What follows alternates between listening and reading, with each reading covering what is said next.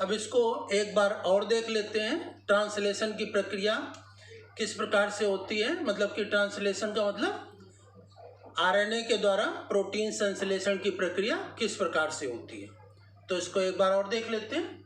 ये messenger RNA है जो कि 5 to 3 एंड है, और इस पर ये क्या लगे हुए हैं, जो नाइट्रोजिनस बेस लगे हुए हैं, इनको क्या कहते हैं, कोडॉन।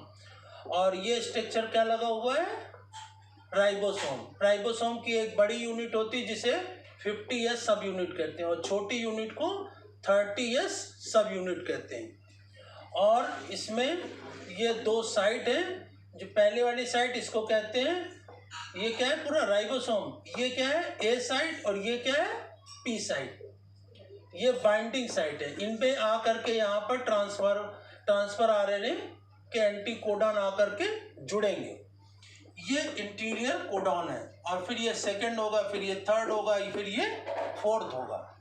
तो ये ट्रांसफर आरएनए इस पर आकर जुड़ेंगे। ट्रांसफर आरएनए में देखो ये जो नाइट्रोजिनस बेस लगे इनको कहते हैं एंटी कोडॉन। ट्रांसफर आरएनए का भी देखो एक सिर्फ 3 to 5 एंड, और इस पर क्या लगा हुआ है, एमिनो एसिड। ये अमीनो एसिड इसके द्वारा लाए जा रहे हैं, ये फर्स्ट अमीनो एसिड। तो the ribosome binds to the messenger RNA template and the transfer RNA bind to the specific amino acid in cytoplasm. तो ये आकर के ये ट्रांसफर आरएनए ये एंटी कोडॉन किस पर जुड़ेंगे, फर्स्ट वाले कोडॉन पर इससे जुड़ेंगे। ठीक है ना। ये AUG किससे जुड़ेंगे, UAC इससे आकर के क्रम से जुड़ जाएंगे, UA से, AU से, और CG से। सेकेंड स्टेप पर ये मैसेंजर आरएनए, इस पर कोडॉन लगे हुए हैं, और ये क्या है, राइबोसोम। तो ये सेकेंड कोडॉन, ये फर्स्ट कोडॉन थे, ये सेकेंड कोडॉन, और इसमें पहले एक ट्रांसफर आरएनए जुड़ चुका है, और ये दूसरा सेकेंड ट्रांसफर आरएनए इस पर आ गया। तो सेकेंड जो ट्रांसफर आरएनए है वो आया, उस पर सेकेंड अमीनो एसिड है, अमीनो एसिड 2, और इसमें देखिए GC से जुड़ेगा, CC, ये GG से जुड़ जाएगी, ये कोडॉन और ये एंटी कोडॉन, तो ये इससे आकर के जुड़ जाएंगे। ठीक है ना। तो the transfer RNA amino acid complex bind to the first codon and is held in place by the first binding site. A second codon transfer RNA AA complex bind to the second codon. तो इस प्रकार से ये नए transfer RNA जुड़ते हैं, और पुराना वाला जो यहाँ अमीनो एसिड है ये उस पर ट्रांसफर हो जाएगा, तो ये फ्री होकर के बाहर निकलेगा। उसी के पश्चात इसमें आगे देखते हैं क्या होता है। ये राइबोसोम, ये मैसेंजर आरएनए जिस पर कि ये कोडॉन लगे हुए हैं, और ये ट्रांसफर आरएनए इस पर लगा हुआ है, ये अमीनो एसिड कोडॉन, और ये एंटी कोडॉन। सेकेंड वाला जो आया ट्रांसफर आरएनए वो सेकेंड वाले कोडॉन से इसमें जुड़ गया, और इस पर ये अमीनो एसिड लगा हो सेकेंड। इसका ये फर्स्ट वाले का अमीनो एसिड ये सेकेंड वाले से जुड़ जाएगा, और फिर ये अलग हटेगा।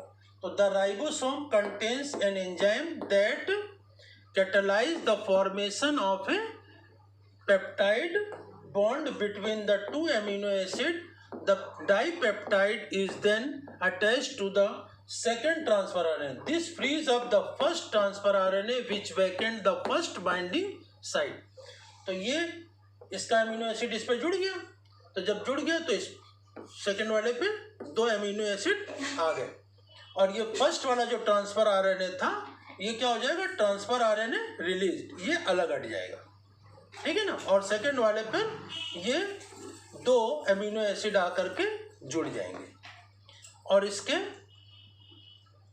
ये इस तरह से नए नए ट्रांसफर आकर के आरएनए जुड़ते रहेंगे, और जो पहले से ट्रांसफर आरएनए जुड़ा है उसका अमीनो एसिड वो अगले वाले पर जो नया आके जुड़ेगा उस पर जुड़ते जाएंगे।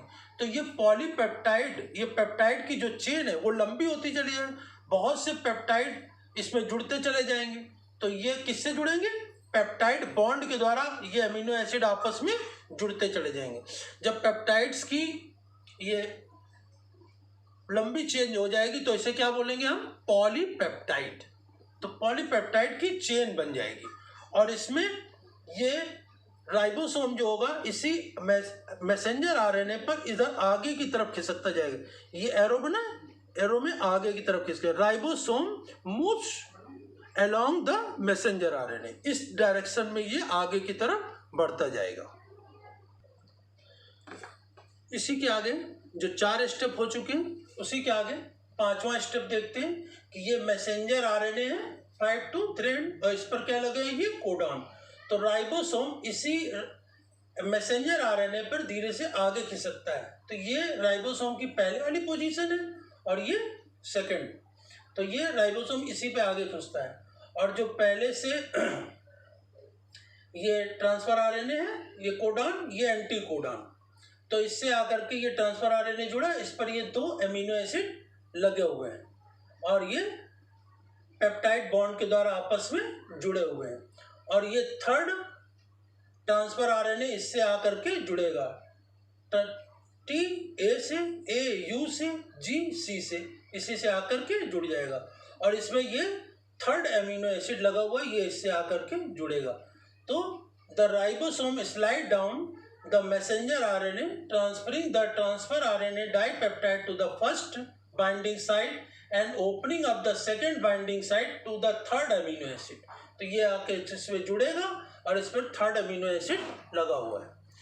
इसी के बाद नेक्स्ट पोजीशन क्या होती है कि ये ट्रांसफर आरएनए, ये मैसेंजर आरएनए और इस पर क्या है, ये राइबोसोम।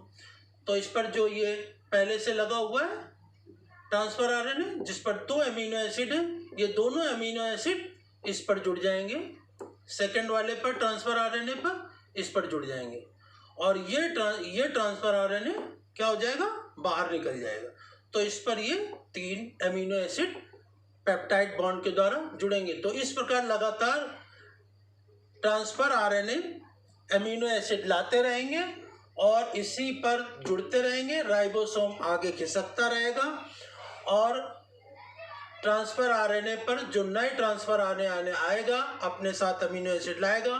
तो पहले में जितने अमीनो एसिड जुड़ चुके हैं वो उस पर ट्रांसफर होते जाएंगे। तो इसी प्रकार से पॉलीपेप्टाइड, ये पेप्टाइड की चेन बनेगी। पॉली बनी क्या होता है, बहुत से, तो बहुत से पेप्टाइड आपस में जुड़ जाएंगे, तो इसे क्या कहते हैं, पॉलीपेप्टाइड की चेन बन जाएगी, एक श्रृंखला बन जाएगी। तो इस प्रकार से ये पॉलीपेप्टाइड जो बनेगा ये क्या है, प्रोटीन। तो इस प्रकार से आरएनए के द्वारा प्रोटीन का संश्लेषण कैसे होता है, प्रोटीन सिंथेसिस बाय आरएनए, इसे हम क्या कहते हैं, ट्रांसलेशन या अनुवादन। तो the dipeptide is then linked to the peptide bond to the third amino acid forming a tripeptide. तो पहले 2 में फर्स्ट पेप्टाइड, सेकेंड, फिर ट्राइपेप्टाइड, तीसरा आकर के जुड़ा। This free what was the second transfer RNA? The ribosome next slide down 1 more codon exposing the second binding site and freeing it up for the addition of the another transfer RNA amino acid. This process repeats itself until the terminator codon is reached. ये प्रक्रिया तब तक चलती रहती है जब तक कि टर्मिनेटर कोडॉन नहीं आ जाता। जैसे ही टर्मिनेटर कोडॉन आ जाएगा तो क्या हो जाएगा, ट्रांसफर आरएनए का आना रुक जाएगा, अमीनो एसिड का आना रुक जाएगा और प्रोटीन संश्लेषण की क्रिया बंद हो जाएगी।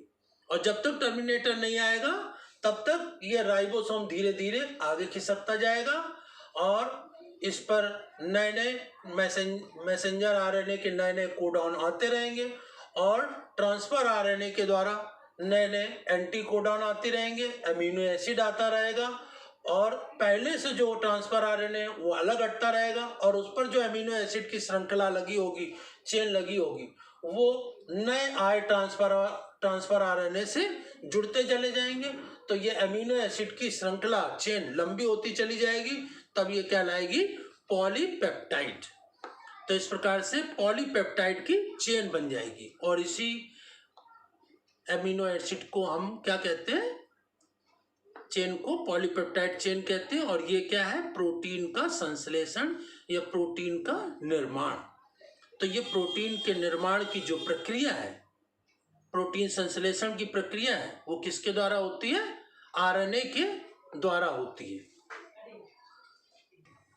तो इस प्रकार से ये पेप्टाइड चेन जो होती है ये बनती चली जाती है। इस प्रकार से ये प्रोटीन का निर्माण की जो प्रक्रिया है आरएनए के द्वारा, ये प्रक्रिया चलती रहती है और ये सतत रूप से सभी जीवों में चलती है, प्लांट हो या एनिमल्स हो, सभी में ट्रांसलेशन की प्रक्रिया सतत रूप से चलती रहती है। आरएनए के द्वारा प्रोटीन का निर्माण होता रहता है। तो ये ट्रांसलेशन की जो प्रक्रिया है मोस्ट इम्पॉर्टेंट है और ये पूछी जाती है बोर्ड के एग्जामिनेशन में। प्रोटीन का संश्लेषण कैसे होता है, ट्रांसलेशन क्या है और इसकी प्रोसेस क्या है। तो ये लॉन्ग क्वेश्चन के रूप में आता है। तो इसमें आपको डायग्राम बना करके और इसका डिस्क्रिप्शन लिख करके इसको एक्सप्लेन करना होगा सही ढंग से। तो इसको आप लोग अपनी कॉपी में सही ढंग से समझेंगे, बनाएंगे और नोट करेंगे। कोई प्रॉब्लम होगी तो आप हमसे फिर पूछेंगे, डिस्कस करेंगे, तो हम इसको दोबारा भी एक्सप्लेन कर देंगे। धन्यवाद।